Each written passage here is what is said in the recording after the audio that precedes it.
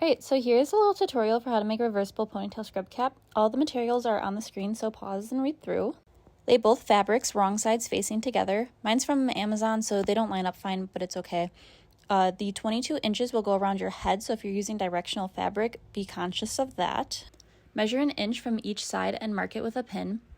You're going to sew from one pin to the other, but make sure you leave a space open in the middle so you can flip your fabric right side out later on. Once it's sewn, fold it in half and then measure 6 inches down from the top corner. Mark it, and then that's where you're going to start your cut, and just make a rough half circle. It doesn't have to be anything perfect, just big enough that it will still go around someone's head.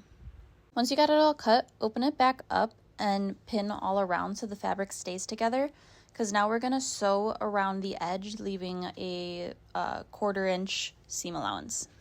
Once that's done, you're going to flip it out so that the right sides are now out through that little opening that we had left earlier.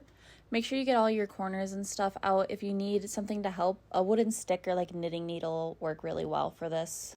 Now we just got to close up that little hole we have, so make sure you flip the fabric in so you don't have any raw edges sticking out.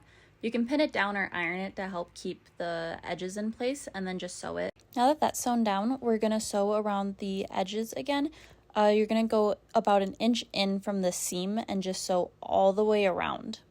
Now sew your elastic to your fabric straps or your ribbon. Depending on what you use, you may be able to fold it around the elastic to make it look neater. Now you just got to add a pin or a tube turner and pull it all the way through that casing that we had just made. Lastly, you got to sew close that 1 inch gap that we had left for our ties. And now you're all done. The best part about these caps is that they're totally customizable, so you can make the straps however long or short you want. You can make the fabric larger if you need more head space or hair space. I hope you found this helpful, and if you have any questions, don't be afraid to comment. Thanks, bye!